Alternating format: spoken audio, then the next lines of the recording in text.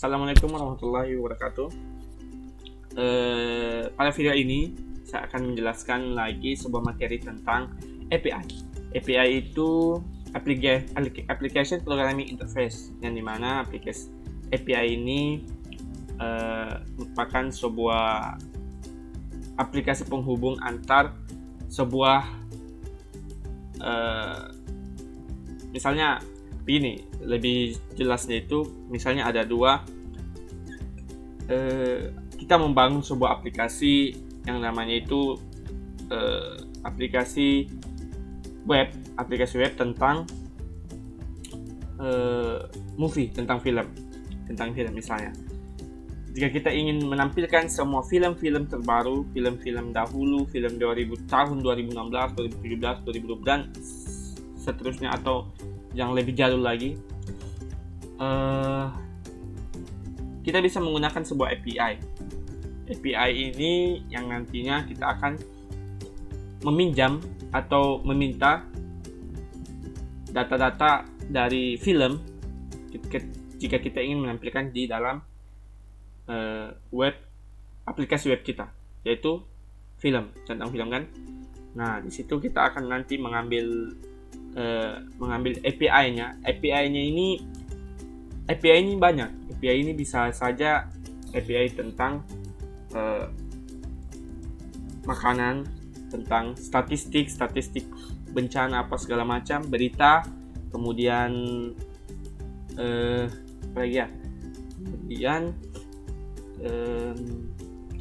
Maps, API Maps, Google Maps itu ada juga. Kemudian YouTube tentang profil video itu ada semua. Banyak sekali API ini. Jadi kalau kita ingin membangun sebuah aplikasi mobile, aplikasi web, kita bisa menggunakan API yang terbuka, yang open source. Kita bisa ambil, kita bisa minta datanya untuk kita tampilkan ke aplikasi kita nanti, aplikasi web atau aplikasi mobile terserah. Nah, di sini judul yang akan saya jelaskan itu mengenai circuit breakers, discovery, dan API gateways pada microservices. Nah, ada 3 hal yang akan saya jelaskan. Yang pertama circuit breakers, kemudian service discovery, kemudian API gateway. Apa itu circuit breakers? Apa itu service discovery? Mengapa sangat penting untuk microservices? Dan apa itu gateway pada microservices? Nah, yang pertama, circuit breakers. Circuit breakers ini ditujukan untuk mencegah kegagalan komponen tunggal untuk melewati batasnya, dan dengan demikian melakukan solusi bersama. Circuit breakers ini merupakan pola yang ditujukan untuk mencegah kegagalan pada komponen. Nah, misalnya circuit breakers ini akan membaca atau melihat sebuah kegagalan, misalnya gagal jika dalam sebuah aplikasi mobile atau aplikasi web yang isinya tentang marketing seperti Shopee, Tokopedia, dan lain-lain, terdapat kegagalan saat mengirim data atau menerima data. Nah, circuit breakers ini akan membaca kegagalan tersebut. Kenapa sampai gagal? Apa yang menyebabkan kegagalan ini terjadi? Dan dia akan mengirim info atau maksud dari kegagalan itu ke klien supaya klien bisa memahami kenapa bisa gagal mengirim datanya, seperti itu. Nah, diasumsikan bahwa aplikasi terhubung ke database 100 kali per detik dan database gagal. Nah, si perancang aplikasi, si developer aplikasi ini tidak ingin kesalahan yang sama terulang menerus. Mereka juga ingin mereka sudah mencepat anggun tanpa menunggu waktu koneksi TCP habis. Nah, mereka bisa menggunakan circuit breakers ini untuk mengetahui apa yang terjadi jika apa yang menyebabkan kegagalan terjadi, misalnya terhubung ke database 100 kali per detik dan semuanya gagal gitu. Nah, di sini kita bisa melihat pola dari circuit breakers. Misalnya terdapat tiga kondisi, mesin kondisi. Yang pertama itu closed atau tertutup, kemudian open terbuka, half open setengah terbuka. Nah, Di circuit breakers ini bekerja dengan menggabungkan panggilan ke layanan target memantau tingkat kegagalannya.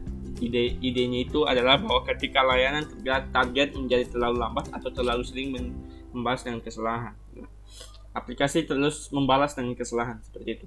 Circuit breakers dan trip dan pemanggilan klien di masa mendatang akan segera mengembalikan kesalahannya.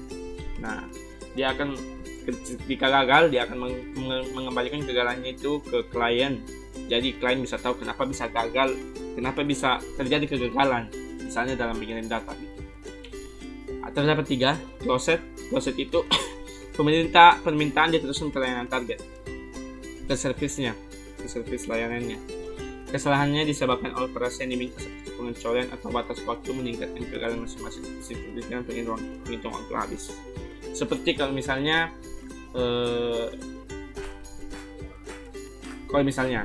kita dapat menyimpan sebuah data dan data ini akan tersimpan hanya dalam beberapa jam saja. Setelah itu datanya hilang begitu. Jadi sebelum kita harus men-save sebelum waktu dari penyimpanan datanya habis. Nah,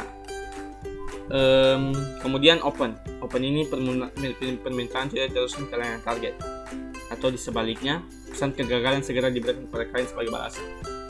Open ini semestinya sebenarnya terbuka bagi klien kita yang menggunakan aplikasi. Kalau misalnya terdapat kegagalan, kegagalan ini akan diteruskan kembali ke klien supaya klien tahu kenapa bisa gagal, apa yang menyebabkan terjadi kegagalan ini. Kayak misalnya mengirim data, ternyata datanya servernya lagi down, jadi gagal mengirim data ke server gitu. Kemudian half open atau setengah terbuka. Pada bagian ini sejumlah remisi diizinkan oleh layanan asalkan layanan target mengirim kembali balasan yang berhasil.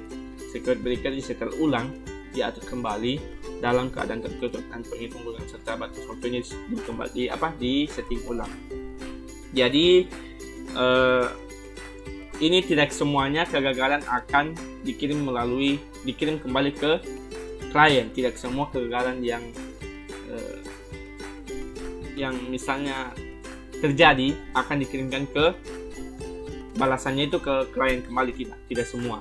Di half open ini tidak semua, hanya tertentu saja kegagalan yang tertentu saja yang akan dikirim kembali ke klien agar klien bisa tahu kenapa bisa gitu. Nah, selanjutnya discovery service. Apa itu discovery service? Mengapa discovery service ini sangat penting? Nah, misalkan Anda menuliskan beberapa code yang memanggil layanan yang memiliki REST API atau Thrift API. Nah, REST API ini yang saya bilang seperti tadi, seperti misalnya kita ingin mengambil data dari API yang ingin kita tampilkan ke website kita atau aplikasi mobile kita. Seperti tadi saya bilang contohnya itu film. Jika kita ingin mengambil API film, data-data pada misalnya data-data API tentang film, kita ambil datanya, kemudian kita tampilkan ke website kita atau aplikasi mobile kita. Untuk menampilkannya saja itu tidak segampang itu. Kita membutuhkan sebuah code yang memanggil API ini untuk datanya itu supaya bisa ditampilkan ke aplikasi kita. Nah, untuk membuat permintaan, kita perlu mengetahui lokasi IP atau port dari sebuah instansi layanannya. Nah, dalam aplikasi tradisional yang berjalan pada perangkat keras fisik, lokasi jaringan dari contoh yang relatif statis. Misalnya, kode Anda dapat membaca lokasi jaringan dari file konfigurasi yang terkadang diperbarui. Namun, dalam aplikasi layanan mikro berbasis cloud modern, ini adalah masalah yang jauh lebih sulit untuk cenderung pada ini. Nah, di sini service client kita ingin mengambil REST API-nya. Misalnya di sini terdapat 3 REST API yang kita ingin ambil datanya. Yang pertama itu REST API A B, dan C. Nah, di semua API ini kita membutuhkan registrasi klien. Jadi kita harus meregistrasi dulu ke API-nya agar kita bisa mengambil datanya seperti itu. Nah, tetapi jika kita ingin memanggil kode, memanggil misalnya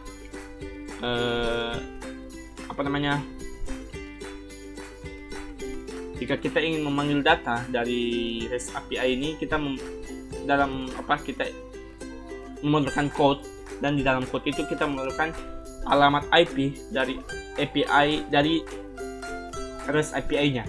Misalnya REST API-nya itu pasti di setiap REST API itu mempunyai alamat IP atau alamat URL jika kita ingin mengambil datanya. Jadi dia tinggal memberikan kita alamat URL-nya atau alamat IP-nya agar kita bisa menyimpannya dalam code kita di misalnya di aplikasi kita panggil datanya seperti itu.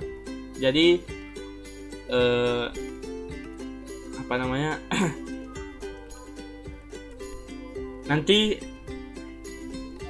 nanti API kita sebagai klien dari ingin mengambil REST API, kita memerlukan yang namanya itu alamat IP-nya. Kemudian dan bisa juga sebagian dari API itu memerlukan autentikasi key, auth key. Jadi kita memerlukan itu agar kita bisa mengambil datanya. Instalasi layanan telah menetapkan lokasi jaringan secara dinamis. Selain itu, komponen instalasi layanan berubah secara dinamis karena penskalaan otomatis, kegagalan, dan upgrade. Akibatnya, kode klien dapat menggunakan mekanisme penemuan layanan yang lebih rumit. Ada dua pola utama service discovery. Yang pertama, client-side discovery dan server-side discovery. Pertama-tama, mari kita lihat client-side discovery. Pola dari client-side discovery ini yaitu saat menggunakan client-side discovery, klien bertanggung jawab untuk menentukan lokasi jaringan dan instansi layanan tersedia dan permintaan load balancing diantaranya. Nah, load balancing ini seperti jika kita ingin melakukan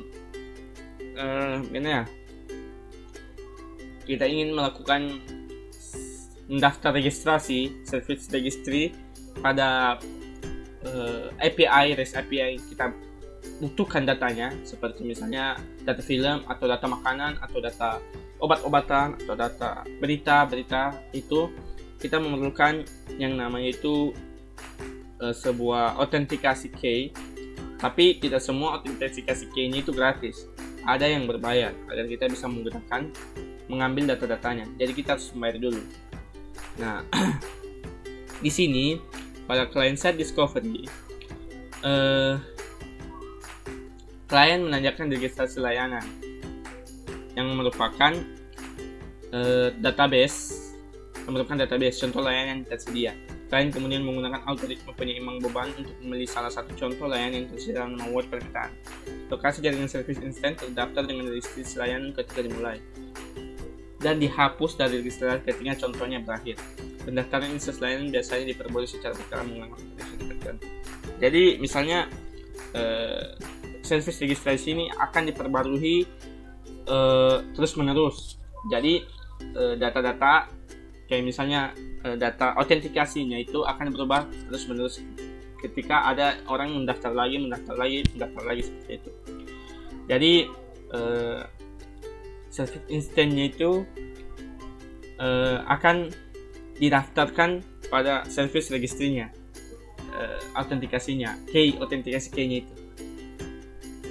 Nah, selanjutnya itu pola server-side discovery. Pola server-side discovery ini baru dia melalui load balancer.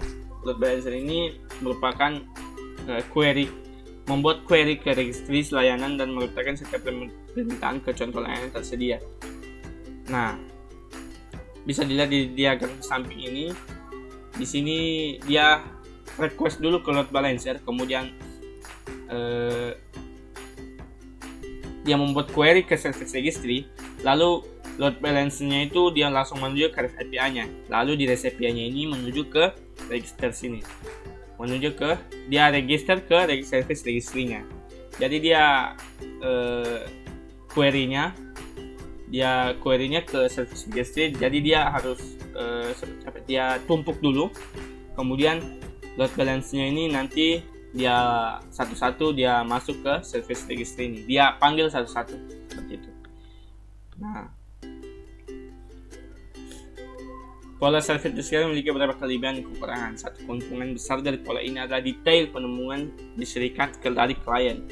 Klien cukup membuat permintaan ke load balancer dan menghilangkan kebutuhan untuk menginvestasi logika penemuan untuk setiap bahasa pemrograman dan framework yang digunakan oleh klien layanan Anda.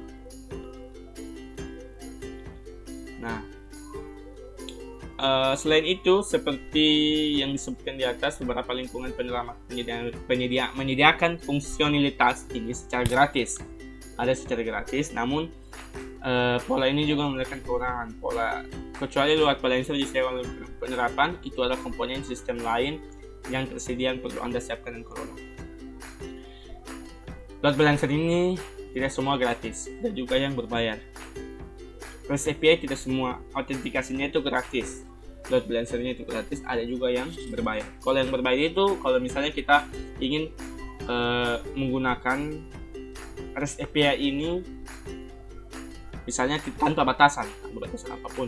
Kalau gratis kita masih memiliki batasan, seperti misalnya kita bisa mengakses API ini hanya dalam berapa kali, misalnya dalam kurun waktu sejam atau 1 hari, bahkan bisa saja semenit. Misalnya semenit kita bisa mengakses datanya selama 5 kali, dalam sejam 50 kali, seperti itu.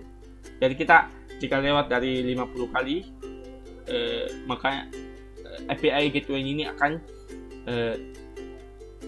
otomatis down. Jadi kita harus menunggu sejam lagi untuk agar bisa mengaksesnya lagi 50 kali, seperti itu. Jika kita ingin tanpa batasan, tanpa limited access, kita harus membayar. Nanti di setiap API gateway itu akan menyediakan harga dari masing-masing API gateway mereka. Seperti bagaimana misalnya kalau yang berbayarnya dalam sebulan berapa, seperti itu. Nah, selanjutnya itu API gateway. Kita masuk ke API gateway. Apa itu API gateway? API gateway itu adalah suatu service yang dibuat khusus dan dijadikan sebagai pintu utama atau entry point dari dunia luar untuk masuk ke dalam service-service kita. Ini hampir sama dengan Fastcade Layer pada OOP atau Object Oriented Programming. Tetapi ada bagian sistem yang terjadi seperti API Gateway Pattern atau API Gateway Polanya itu kadang disebut juga sebagai back-end for front-end.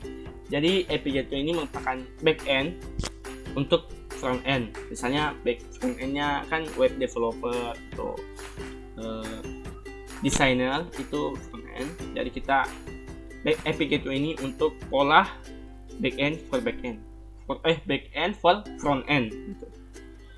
Nah, atau disingkat biasa BFF, karena kita membuatnya sambil memikirkan kebutuhan front-end. Jadi kita membuat API Gateway ini sesuai front-end, sesuai kebutuhan front-end. Jadi dikarenakan hal-hal di atas, maka API Gateway akan berada di antara client dan service kita. Ini berfungsi sebagai referensi proxy untuk merouting request dari client ke service. Pada microservice arsitektur, terdapat sebuah fakta bahwa setiap service akan mengekspos endpoint lebih detail. Dengan demikian, hal ini mempengaruhi cara klien atau service luar yang mengakses service pada microservice kita. Jadi, jika kita ingin membuat API Gateway, bisa saja service dari luar bisa mengakses service API Gateway kita. Jadi, kita bisa membuat misalnya autentikasi key agar mereka bisa mengakses service kita, atau kita bisa memberikannya secara gratis. Jadi seperti itu. Nah, selanjutnya itu terdapat beberapa cara dunia luar mengakses service yang ada pada microservice. Salah satunya itu dengan pengaksesan langsung atau direct access pada service yang dia punya. Seperti ini, misalnya microservice web API. Jadi dia ingin mengambil microservice-nya itu dan ditampilkan ke client apps, misalnya ke web app atau mobile app. Kemudian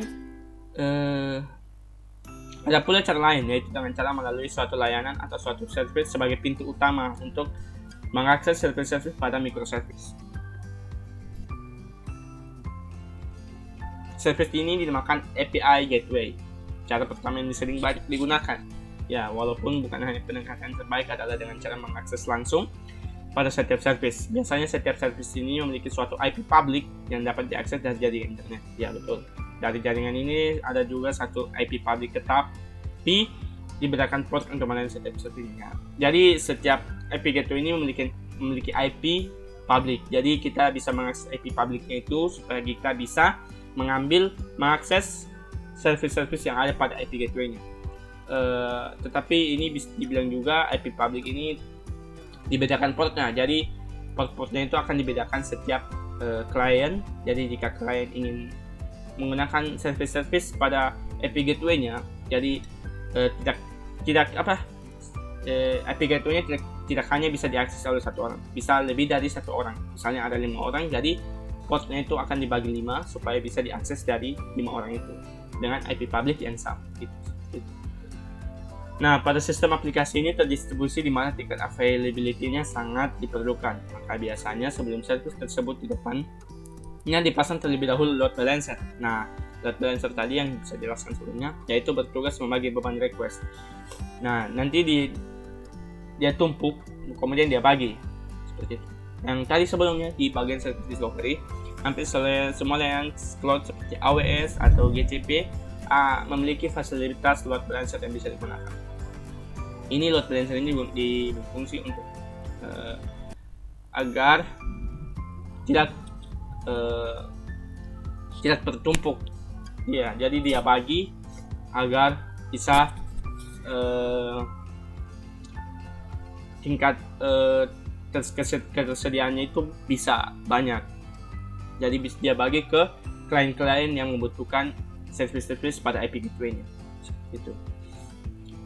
Tapi tidak semua itu yang saya bilang tadi, tidak semua IP gateway-nya gratis. Pasti ada yang berbayar.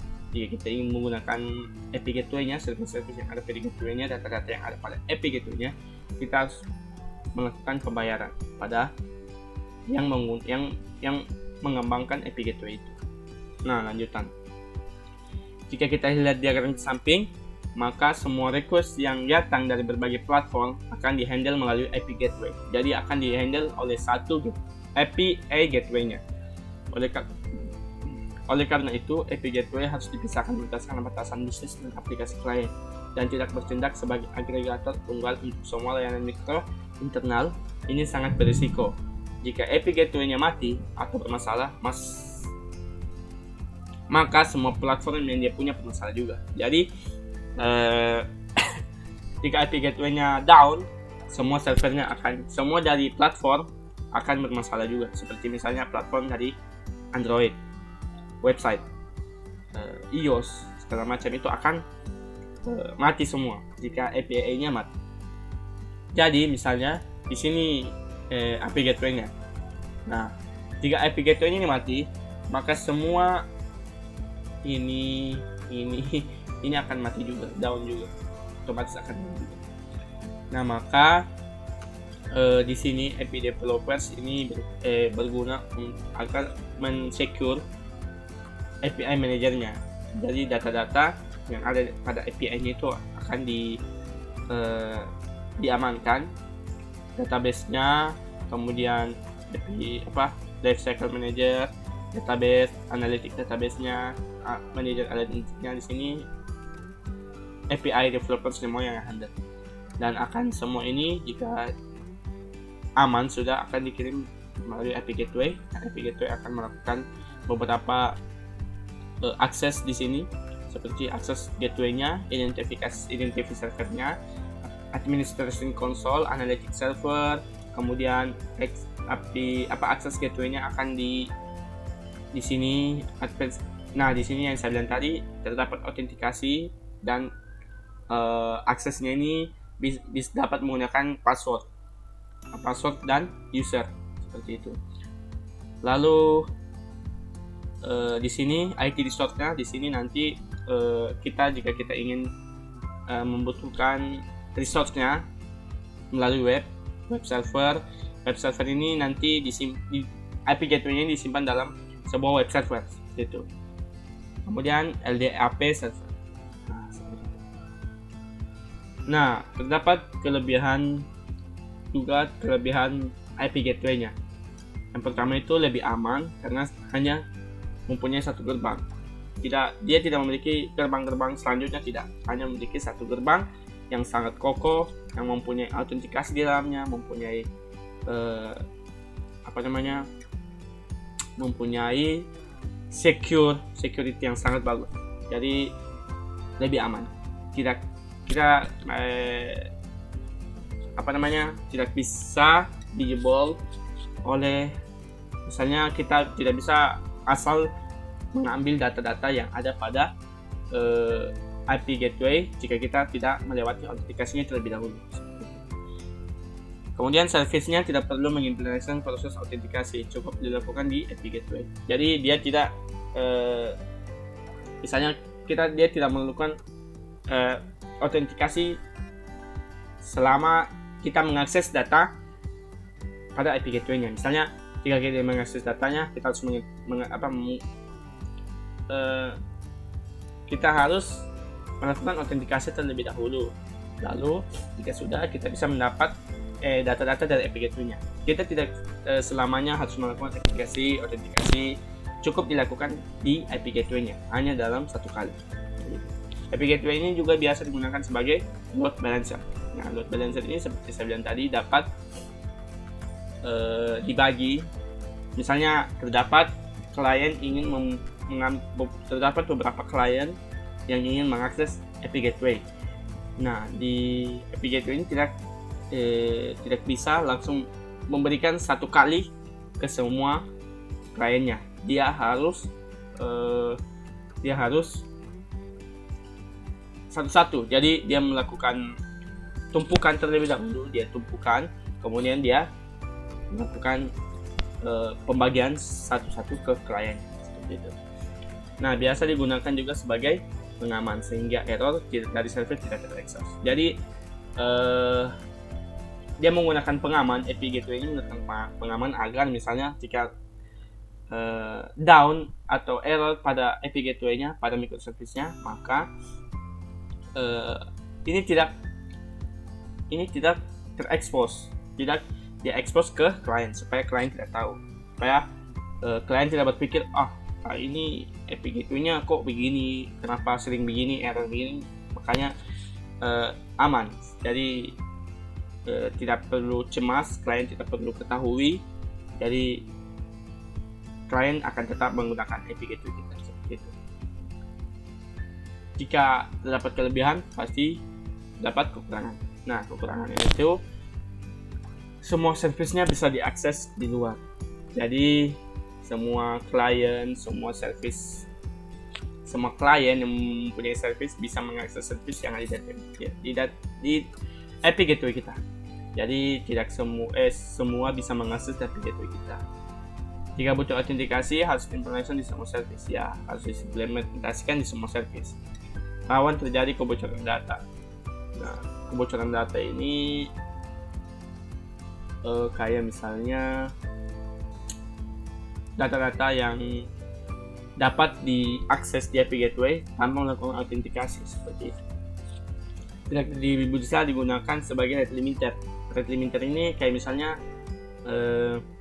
di limit klien yang ingin menggunakan database kita. Tidak bisa kita limit dia. Tidak bisa digunakan sebagai rate limiter.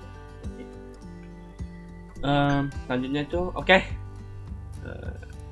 habis sudah materi yang saya bisa jelaskan. Mudah-mudahan teman-teman bisa paham apa yang saya jelaskan, apa yang saya sampaikan melalui materi ini. Semoga teman-teman enjoy video saya. Kalau misalnya ada bingung atau ada yang masih dipertanyakan di dalam kepala atau ada tidak paham, teman-teman tidak paham dengan apa yang saya katakan, silakan tanya di kolom komentar. Oke, hanya itu yang bisa saya dapat sampaikan. Terima kasih sudah menonton video saya. Jika suka, silahkan klik like videonya, klik tombol like-nya. Jika suka, silahkan klik tombol dislike-nya. Oke, cukup sampai di sini. Terima kasih. Assalamualaikum warahmatullahi wabarakatuh.